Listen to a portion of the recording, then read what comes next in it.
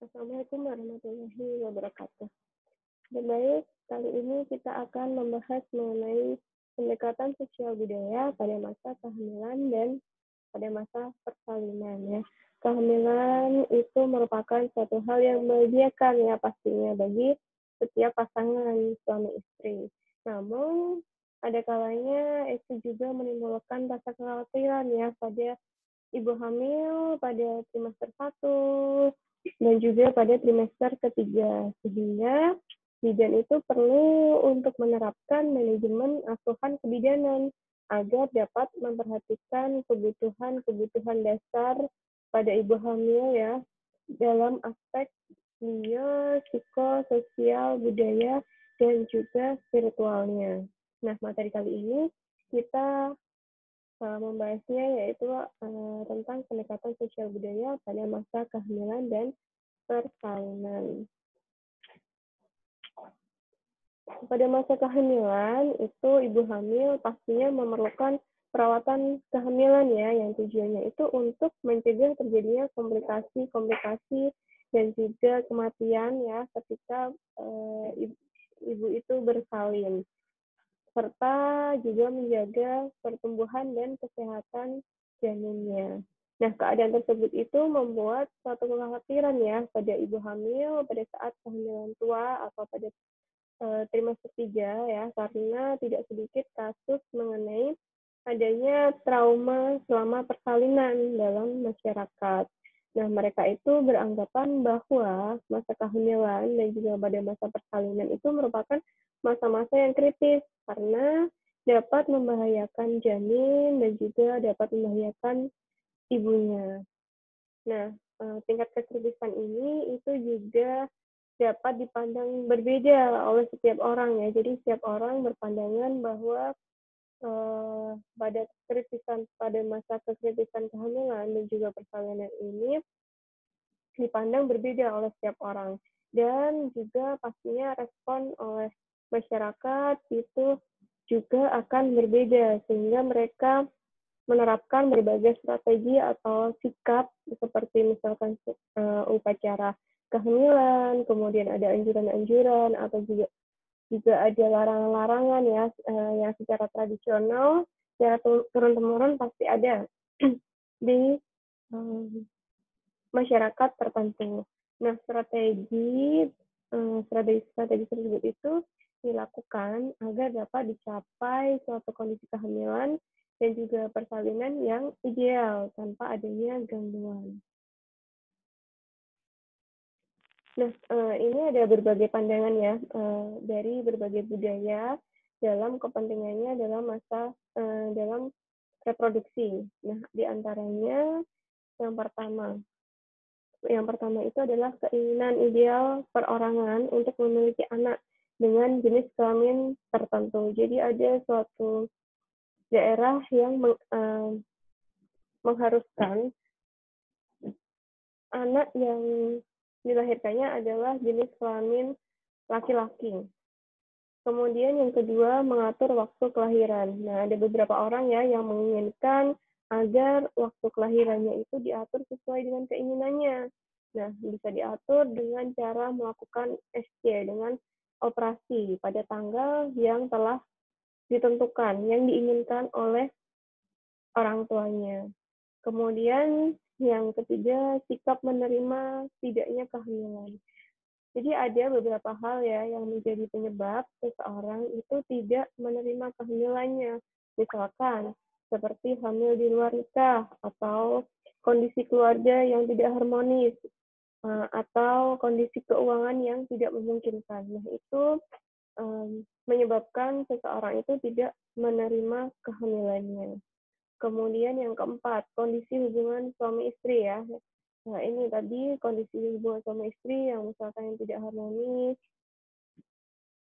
Kemudian kondisi ketersediaan sumber sosial dan juga pengalaman perorangan mengatasi dan menghadapi komplikasi persalinan dan lain-lain. Nah, itu nanti pandangan-pandangan dalam setiap budaya itu akan berbeda. Oke, nanti kita akan lihat ya.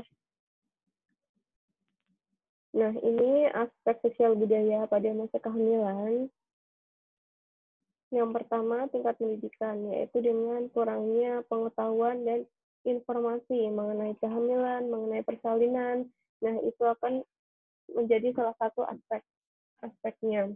Jadi, apabila pengetahuan ibu hamil itu baik, maka akan melakukan ANC selama kehamilan secara rutin. Nah, karena ANC itu adalah sangat penting ya untuk memantau perkembangan dan kesehatan janin yang ada dalam kandungannya. Nah, namun di Indonesia itu masih banyak ya ibu-ibu yang menganggap bahwa kehamilan itu merupakan hal yang alamiah dan kodrati, sehingga mereka itu tidak perlu untuk memeriksakan dirinya secara rutin ke bidan ataupun ke dokter kandungan. Nah, akibatnya apa? Nah, akibatnya faktor-faktor risiko tinggi yang mungkin dialami oleh ibu hamil, oleh ibu bersalin itu tidak terdeteksi, sehingga nantinya persalinan dalam proses persalinannya itu akan muncul komplikasi-komplikasi yang akan pastinya membahayakan ibu dan juga janinnya karena terlambat untuk ditangani. Nah, yang akibat yang paling fatal apa? Nah, akibat yang paling fatal itu dapat menyebabkan kematian. Jadi, kurangnya pengetahuan dan informasi mengenai pentingnya ANC, pentingnya perawatan kehamilan, dan juga faktor-faktor resiko tinggi pada ibu hamil itu akan menjadi penyebab. Kemudian yang kedua, usia. Nah, usia apabila di pedesaan ya, biasanya kalau di pedesaan itu nikah muda. Nah, nikah muda, remaja, biasanya yang remaja, yang masih remaja, pastinya mereka itu dalam merawat dirinya pun, dalam merawat dirinya sendiri pun terkadang masih banyak ya yang belum baik dalam merawat dirinya. Apalagi untuk nantinya apabila hamil ya, untuk merawat kehamilannya. Nah, pastinya akan kurang. Dan juga selain itu, remaja itu tingkat emosinya juga belum stabil ya, masih labil mereka, sehingga belum dapat berpikir dewasa. Nah, maka perawatan kehamilannya nantinya pastinya juga akan kurang. Kemudian yang ketiga, aspek budaya. Aspek budaya di sini contohnya seperti upacara adat menyambut kelahiran bayi atau mitoni ya, 7 bulanan, misalkan untuk keselamatan kelahiran bayi. Nah, untuk 7 bulanan ini seperti adalah adat Jawa ya. Kemudian yang tadi yang aspek jenis kelamin anak. Nah, pada suku tertentu itu mengharuskan memiliki anak laki-laki ya.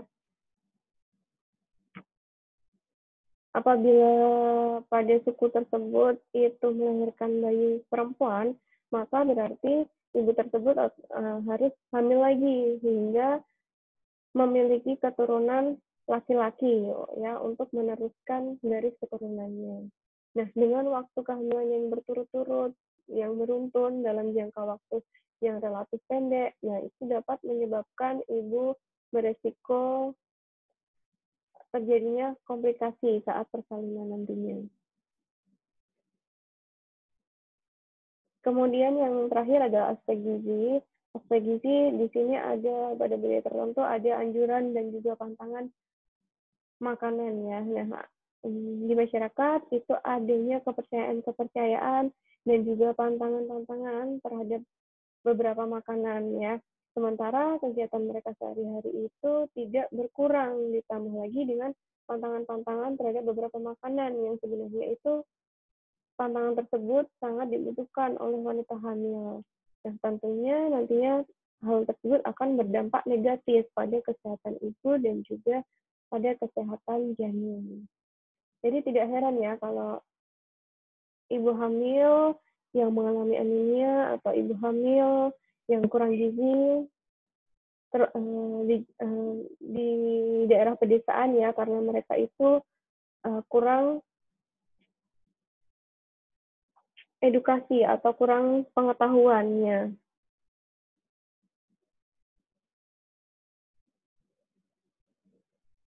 Kemudian pantangan yang ada dalam budaya itu budaya mereka, budaya dalam masyarakat itu seringkali juga bisa membawa dampak positif juga ya, selain dampak negatif terhadap kesehatan ibu dan anaknya. Jadi pantangan-pantangan makanan yang seharusnya baik tadi untuk kesehatan ibu dan anaknya, terkadang di masyarakat karena adanya mitos tersebut itu dilarang yang nantinya akan berakibat asupan nutrisi pada ibu hamil tersebut berkurang. Nah, ini contohnya ya, pantangan-pantangan makanan yang ada di masyarakat. Pada masyarakat di Jawa Tengah, itu ibu hamil pantang untuk makan telur karena akan mempersulit dalam proses persalinannya nanti. Dan juga pantang untuk makan daging karena akan menyebabkan perdarahan yang banyak. Padahal untuk telur dan juga daging apabila dikonsumsi itu dibutuhkan oleh tubuh ibu hamil ya karena mengandung protein. Jadi apabila mengkonsumsinya itu tidak berlebihan, itu sangat dianjurkan sekali ya karena memiliki nilai gizi yang tinggi. Kemudian untuk Jawa Barat, nah ibu yang kehamilannya memasuki 8 hingga 9 bulan itu sengaja harus mengurangi makanan agar bayi yang dikandungnya itu kecil dan mudah dilahirkan ya. Kalau kecil kemudian mudah dilahirkan.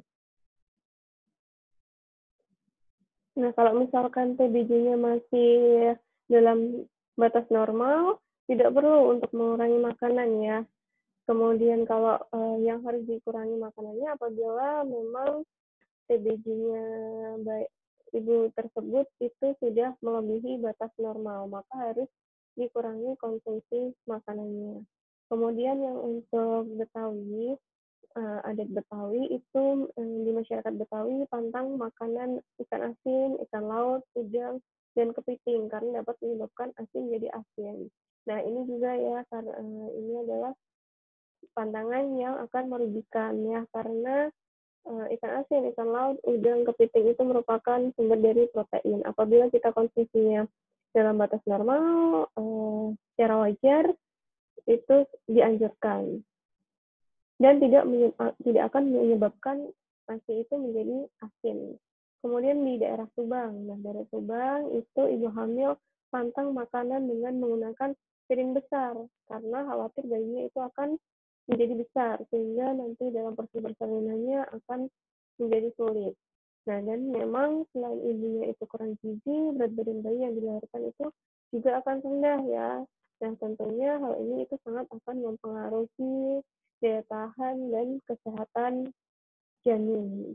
Nah, selain itu, larangan untuk memakan buah-buahan ya, misalkan seperti pisang, nanas, ketimun, dan lain-lain ya, itu bagi ibu hamil juga masih dianut oleh beberapa kalangan, terutama di masyarakat pedesaan. Jadi, apabila mengkonsumsi makanan-makanan dalam batas normal, itu sebenarnya diperbolehkan ya. Kemudian yang kedua, aspek sosial budaya pada masa persalinan ya. Pada masa persalinan biasanya di pedesaan ya, di pedesaan di pelosok itu masih ada dukun bayi, dukun beranak ya sebagai penolong persalinan. Nah, tindakan-tindakan yang berisiko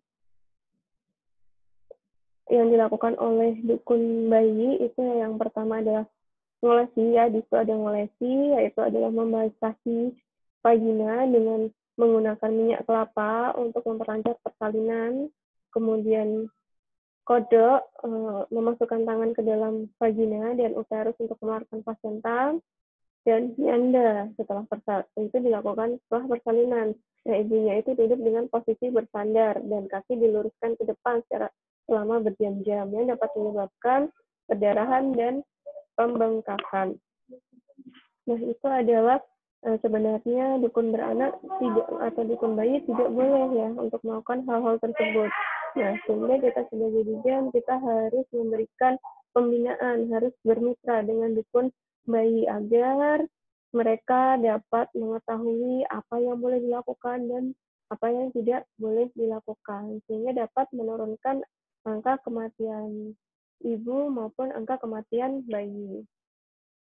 Nah, faktor-faktor apa saja sih sebenarnya yang akan memperlancar atau yang akan menghambat kelancaran dalam persalinan. Nah, faktor-faktornya yang pertama dari faktor fisik. Nah, faktor fisik ini dilihat dari bentuk panggul dan seimbang dengan besar bayinya. Bentuk-bentuk panggul itu wanita itu bermacam-macam ya.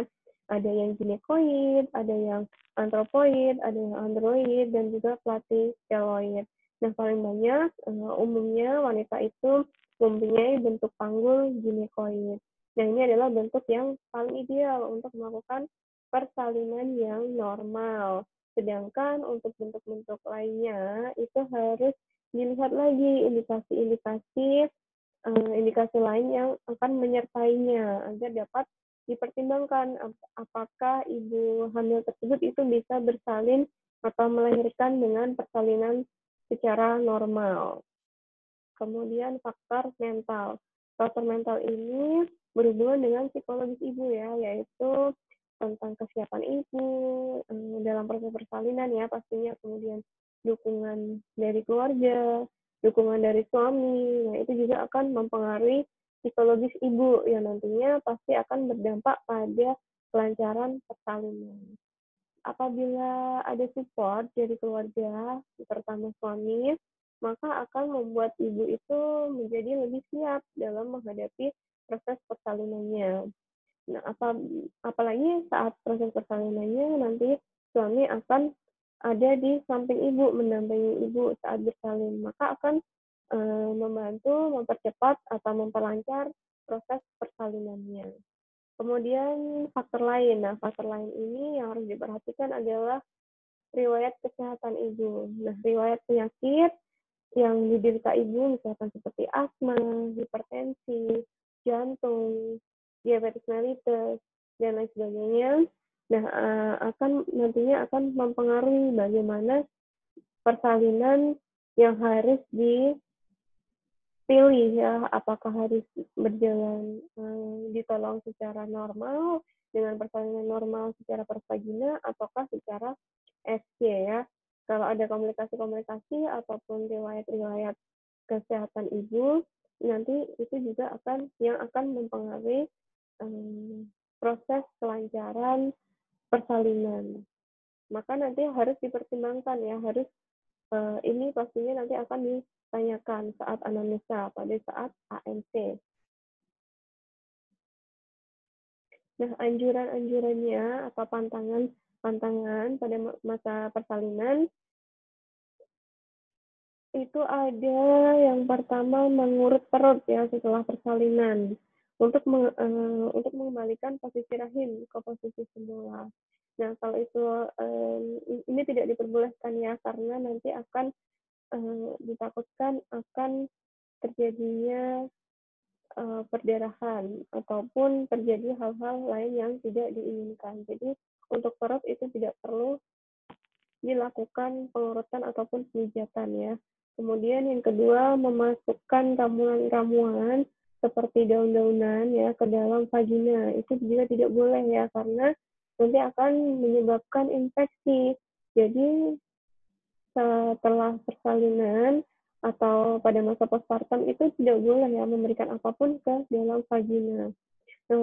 Atau juga memakai cairan-cairan untuk membersihkan vagina itu juga tidak diperbolehkan karena cairan-cairan tersebut seperti yang telah beredar di masyarakat ataupun dijual bebas ya itu tidak sesuai dengan pH vagina kita. Jadi cukup dengan kita membasuhkan dengan air mengalir saja, membersihkannya dengan air mengalir saja agar tidak beresiko terkena kanker rahim di kemudian hari. Karena wanita itu sangat rentan sekali ya terhadap kanker rahim, kemudian kanker ovarium, kanker payudara, dan lain sebagainya. Jadi kita sebagai wanita itu harus benar-benar menjaga kesehatan tubuh kita dengan baik. Kemudian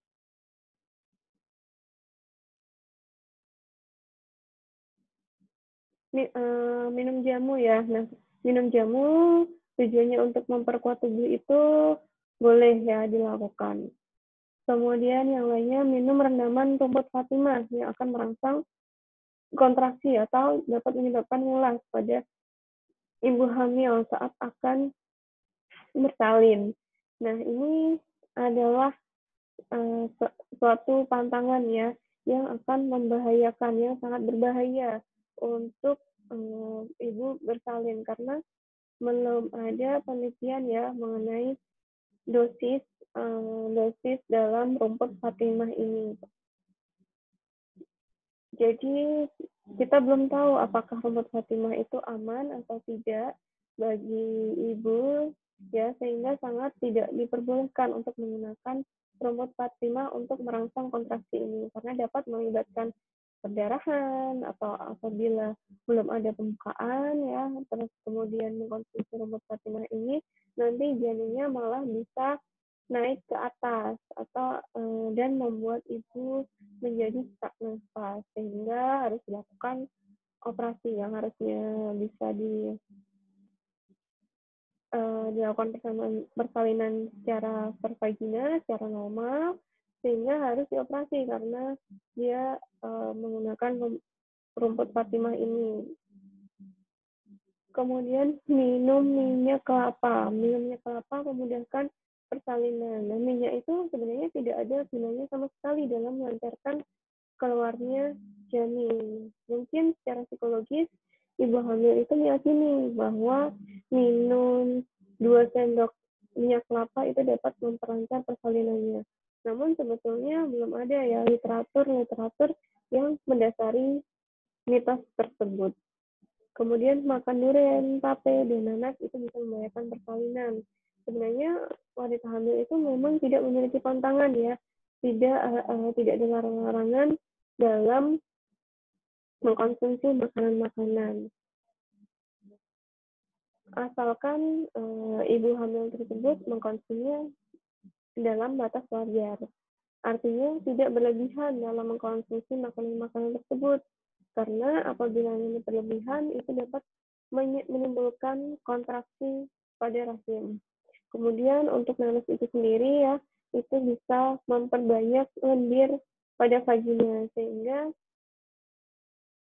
ibu hamil itu memang banyak mengeluarkan lendir vagina. Kemudian dengan mengkonsumsi nanas ini, lendirnya jadi berlebihan. Nah, itu sehingga tidak ada salahnya ya kita untuk ibu hamil untuk menghindari makanan-makanan tersebut atau mengkonsumsinya dalam batas yang wajar atau sedikit saja ya. Baik, sekian yang dapat saya sampaikan. Apabila ada kurang lebihnya, saya mohon maaf. Wabillahi taufiq wal hidayah. Wassalamualaikum warahmatullahi wabarakatuh.